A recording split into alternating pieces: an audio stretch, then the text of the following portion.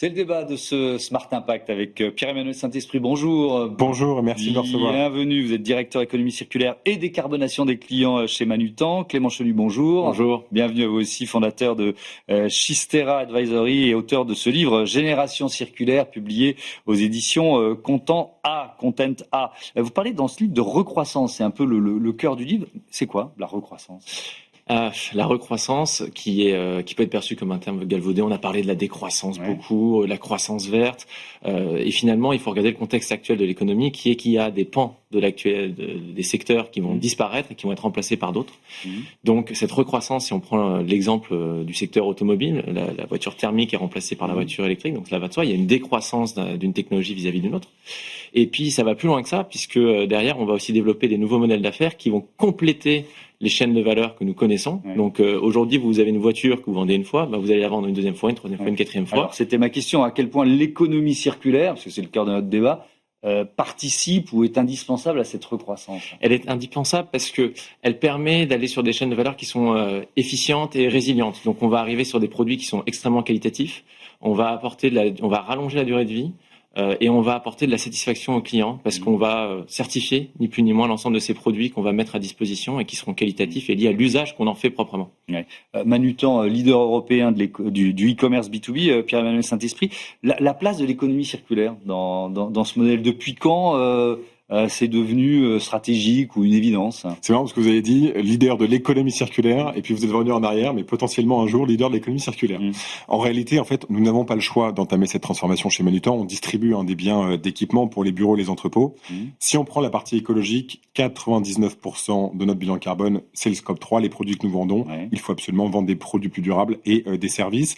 Il y a une question de souveraineté et de résilience de notre approvisionnement aussi. L'économie circulaire, c'est beaucoup plus local. On va collecter notamment des biens à côté de nos entrepôts pour pouvoir les reconditionner.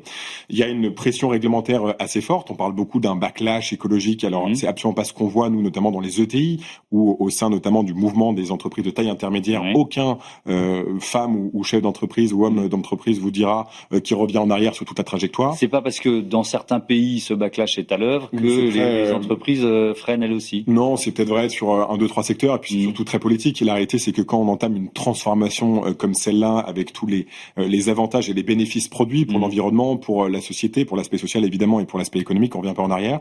Et puis du coup, nos clients le demandent énormément de clients. Et effectivement, vous avez nommé la décarbonation des clients, nous disent désormais, nous ne passerons pas chez Manutan si vous n'êtes pas capable de nous apporter les données nécessaires à décarboner nos achats. On travaille main dans la main avec eux. C'est le principe du modèle d'alliance de Manutan. Donc cette transformation, effectivement, elle est engagée. Il n'y a aucun retour en arrière. C'est un chemin aussi humble de très très très long terme, puisque ça se fait pas en un claquement de doigts. Mais en tout cas, la stratégie est très claire à ce niveau-là. Comment on intègre, Clément Chenu, l'économie circulaire, ces principes d'économie circulaire dans le modèle de production? Parce que c'est aussi ça l'enjeu. Oui, je pense que quand on reprend les mots de Pierre-Emmanuel, déjà il y a un alignement sur la vision, même si je pense que l'ensemble des entreprises ont posé cette vision à 2050, c'est le temps de l'action aujourd'hui. Et dans un monde en guerre économique, il faut être capable d'être tactique. Et donc ça veut dire développer les filiales, développer les usines qui vont transformer ce modèle. Quand on prend l'exemple de Manutan, c'est l'histoire, sans vouloir prendre l'intégralité du discours de Manutan, c'est une histoire magnifique où en fait on part du principe que on est convaincu, alors on va développer toute une capacité industrielle, et c'est le même cas pour Renault, c'est le même cas pour plein d'acteurs, qui va répondre en brisant les dépendances avec une économie linéaire qui peut freiner le développement de ces produits. Mais donc c'est ce que je disais, ça suppose d'adapter l'outil de production. Exactement. Et donc c'est vraiment là où on accompagne les dirigeants avec Schistera sur le financement, avec des financements qui sont hybrides, qui sont publics et privés. Accompagner aussi les dirigeants dans la gestion de ces entreprises. C'est plus seulement les indicateurs qu'on connaît, opérationnels, financiers, parce que quand vous êtes dans l'économie circulaire, c'est une fabrique à ROI caché. Vous allez faire des économies indirectes sur votre appareil de production, même linéaire dans votre modèle de base. Donc il faut intégrer tout ça dans le business plan, parce que c'est avec un business plan robuste qu'on va convaincre aussi les investisseurs et les dirigeants d'aller dans cette transformation. Donc on est sur ces leviers donc de financement, de gestion et de transformation, puisqu'après, il faut des pilotes qui fonctionnent et qui font la fierté des collaborateurs. Ouais. Et alors, on va prendre l'exemple de Manutan, et c'est vous qui allez nous en parler en détail. Non, Il y a Clément qui il y a par exemple un entrepôt dédié, je crois, à l'économie circulaire qui existe. Alors, il existe depuis quand et comment il fonctionne? Complètement. Ce qui s'est passé, pour revenir sur la partie transformation et puis pour en arriver ensuite à l'entrepôt, c'est que une entreprise a besoin de temps aussi pour sa transfo et il faut un petit peu faire bouger les choses en interne. Donc le groupe Manutan a décidé de racheter une entreprise qui était spécialiste de l'économie circulaire, qui s'appelait ZAP, de collecte et de renvoi des produits. Que vous avez exactement. Et l'idée, c'est qu'on ait une équipe. Déjà, c'est extrêmement important. Il y avait la structure juridique qui est restée en travaillant avec toutes les filiales qui devaient, elles, vendre les produits et les services circulaires. C'est-à-dire qu'à la fois, on apporte la brique un petit peu disruptive, un petit peu empêcheur de tourner en rond, les nouvelles façons de faire, la nouvelle façon de parler aux clients, voire lever un petit peu toutes les barrières, parce que c'est de l'innovation économique, c'est de l'innovation comme n'importe quel type d'autre innovation. Et en revanche, on a gardé la marque Manutan pour nos clients et l'ensemble de la vente se faisait via les filiales. Et après, effectivement, donc on a d'abord commencé, je l'évoquais, par donner une seconde vie aux produits usagés. On s'est concentré sur certaines catégories de produits. Et là, on s'est dit, les produits que nous collectons, nous ne trouvons pas de partenaires pour les reconditionner suffisamment de manière qualitative et de manière volumique. Et donc, Manutan a décidé d'embrasser un nouveau métier, un métier industriel. Nous sommes distributeurs, nous avons des entrepôts de distribution, on n'a jamais réalisé un produit nous-mêmes, manufacturer un bien. Et donc, on a, dans la chaîne de valeur, décidé d'investir pour lancer un entrepôt de reconditionnement qui est en fait un entrepôt de production de biens reconditionnés. C'est pas du tout la même chose de distribuer des biens, d'en récupérer, de changer une pièce détachée, de le remettre à neuf, etc. Et on en a un autre aussi aux Pays-Bas, sur tout ce qui est produit d'entrepôt. Et maintenant, ces deux entrepôts nous ont permis de commencer, pratiquement 1 an et demi maintenant, de commercialiser dans 5 pays et en apprenant au jour le jour, petit à petit, en changeant nos process. Hier, pas plus tard qu'hier, on faisait auditer notre chaîne de reconditionnement sur le mobilier pour la première fois par le FCBA. Il n'existe pas aujourd'hui de standard de reconditionnement de mobilier en France. Encore une fois, c'est très long. On fait ça humblement, ça prendra du temps, mais la machine est lancée. Est-ce que, et je vais vous poser la même question à l'un et à l'autre, je commence avec vous, Pierre-Emmanuel Saint-Esprit, est-ce que ça coûte forcément plus cher pour vos clients? Alors, c'est pas que ça coûte plus cher, ça coûte moins cher. Aujourd'hui, on a 30% effectivement moins cher sur ces produits-là. Il y a, j'adore l'idée de Clément de ROI caché, puisqu'effectivement, c'est un processus industriel efficace qui répond à tous les standards potentiels de l'efficacité dans une usine, tous les principes de Lean, par exemple. Donc, pour nos clients, il n'y a pas de raison que ce soit plus cher à la fin. En revanche, comme toute courbe d'innovation, comme on est encore au début d'un point de vue économie macro, il y a des choses qui coûtent encore beaucoup trop cher, mais qui, avec, on va dire, une massification de l'économie circulaire. Par exemple, la collecte. Aujourd'hui, en B2C, on va très bien connaître le fait de pouvoir déposer pour Vinted son colis qu'on renvoie dans un bureau de tabac. C'est quelque chose qui est rentré dans le quotidien. Mais c'était pas du tout rentable au début. C'est parce qu'il y a une massification. En B2B aujourd'hui, aller collecter par exemple, je dirais 500 tables usagées chez un client, le coût est stratosphérique parce qu'aujourd'hui, c'est pas du tout optimisé. Les grands leaders Geodis, Sepner, etc., avec lesquels on travaille, n'ont pas encore fait en sorte que ça soit optimisé. La question du coût, justement, c'est encore un frein au développement de l'économie circulaire. C'est un peu contre-intuitif ce que je dis, parce que on est plutôt en train de réutiliser des produits plutôt que d'acheter un produit neuf. Mais est-ce que ça peut être un frein?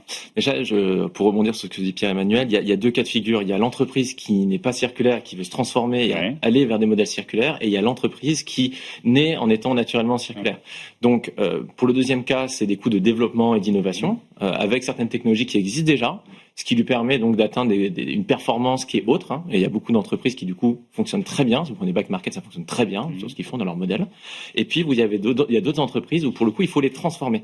Et donc là pour le coup c'est là où on se dit la compétitivité elle est sur des leviers d'échelle et donc faut casser avec le système existant.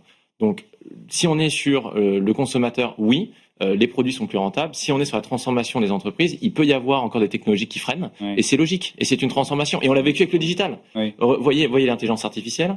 Seulement 20% de tout ce qui a été lancé en termes de proto fonctionne aujourd'hui. Et ça existe depuis 1950. On a accepté cette courbe d'apprentissage. Aujourd'hui, il faut aller plus vite. Mais on va y arriver. Oui, mais alors je reste sur la question du coût. Il y a quand même, ça arrive, je ne sais pas si c'est souvent ou parfois, mais bon, que le coût du recyclage et du réemploi soit plus important que celui de la matière vierge. Alors, il y a 2 choses. Il y a la matière, certes, et il y a aussi les infrastructures. Et c'est-à-dire que quand vous rentrez dans des boucles circulaires, vous allez devoir développer des nouvelles usines ou payer pour des usines qui font de la consigne, du lavage, du stockage. Donc ça a forcément un coût. Et pour l'amortir, il faut qu'il y ait des volumes. Donc il faut encourager... On revient à la massification dont on parlait tout à l'heure. Et donc on a besoin d'arriver à ces leviers d'échelle et il faut encourager ces marchés-là. Donc c'est là où il y a un point structurant. Et le deuxième sur la matière qui est très très intéressant, c'est aujourd'hui, il y a des bonus-malus qui sont en train aussi d'être montés et qui permettent de favoriser ces matières-là. Et après, quand vous regardez filière par filière, notamment sur les métaux critiques, il va arriver un moment où on aura d'autres choix par des soucis d'approvisionnement que de passer par des matériaux recyclés. Ouais, allez-y. Je peux juste terminer là-dessus. Il y a un truc un peu injuste en fait sur cette question-là, pas la vôtre, mais la façon de traiter la rentabilité de l'économie circulaire. Enfin, Amazon n'a pas gagné de pognon pendant 15 ans, quoi. C'est la même chose dans toutes les transformations. Aujourd'hui, se faire livrer le cas échéant un colis en un quart d'heure dans Paris, c'est devenu rentable. Ça l'a pas été pendant un gros paquet de temps. Ce n'est, comme l'a dit Clément, le digital, l'IA, toutes les innovations qu'on veut. Juste, il faut le temps de l'investissement pour qu'à un moment donné, ça puisse tenir toutes ses promesses. Je rajoute un point en plus sur la rentabilité côté entreprise. Toutes les boîtes comme la nôtre, par exemple, qui disent on sera décarboné, neutre en carbone en 2050. Si on l'est pas, ça veut dire compensation carbone en achetant des crédits carbone. Voilà. Donc, si on commence aujourd'hui, on n'aura pas à le faire. Et c'est des OPEX qui ne seront pas à être dépensés. Donc, en plus, quand on pense vraiment long terme, rentabilité financière de l'entreprise, au-delà de la rentabilité des infrastructures de la matière, on est dans une cohérence générale d'un PNL. Et des entreprises comme Kering ont déjà des environnementaux de PNL. Est-ce qu'il y a aussi un frein culturel? C'est-à-dire la difficulté à se dire j'achète un produit qui est reconditionné, qui n'est pas neuf. Il y a deux choses là-dessus. Ça existe encore. Alors complètement, il y a une crainte sur la qualité. Un produit reconditionné, c'est un produit un peu pourri, etc. D'où le fait qu'il faut collectivement qu'on se mette une énorme exigence sur nos standards de reconditionnement. Donc il y a aussi le côté normatif, etc. qui doit se mettre derrière. Ça c'est un point important. Voilà, le produit reconditionné, c'est un petit produit d'occasion qui va pas marcher. J'achète mon téléphone, il marchait pas, donc plus jamais je le referai. Ça c'est un point important. Après il y a une deuxième chose beaucoup plus macroéconomique, c'est que on ne fait pas du tout assez le lien entre j'achète un produit neuf produit à l'autre bout du monde et la fermeture de l'usine à côté. Donc là, Clément évoquait la récroissance. Moi, je vais évoquer un concept aussi de réindustrialisation, de remade in France par l'économie circulaire. On ne fait pas le lien entre les deux lors de l'acte d'achat. Et ça, c'est un problème culturel. D'ailleurs, des politiques anti-écolo vont en jouer en disant c'est pas normal que ce soit plus cher. En réalité, le pouvoir d'achat, c'est les cotisations sociales, c'est la différence entre brut et net, c'est pas juste le prix de vente d'un produit. Et là, il y a un gros problème culturel. Un dernier mot, vous parlez dans votre livre d'homo circularus. On devrait tous le devenir, c'est ça, l'homo circularus? Il le faudrait, mais bon, la route est encore longue, j'ai envie de dire. Mais l'homo circularus, c'est ni plus ni moins que quand vous êtes dans votre vie au quotidien, vous êtes confronté à des choix en tant que père de famille, en tant que salarié ou chef d'entreprise ou en tant que consommateur. Quotidiennement, vous êtes confronté à un choix A ou un choix B qui est plus ou moins écologiquement parlant favorable. Et ni plus ni moins, c'est de se poser et de dire que, ok, j'aurais pas moi-même la capacité de faire tout parfaitement, mais j'aimerais bien m'améliorer sur là où je sais que j'ai des capacités. Ça peut être dans ma mobilité, ça peut être dans mon alimentation, ça peut être par exemple dans mes achats mobiliers. Et donc c'est tout cet univers-là que j'appelle à repenser et même tous les jours au sein de son entreprise. Merci beaucoup à tous les deux. Je vais rappeler le titre de votre livre, Clément Chenu, Génération circulaire, publié chez Content A. À bientôt sur notre antenne, sur Bismart for Change. Merci encore. On passe au grand entretien de ce Smart Impact. On va beaucoup parler d'énergie renouvelable et de photovoltaïque.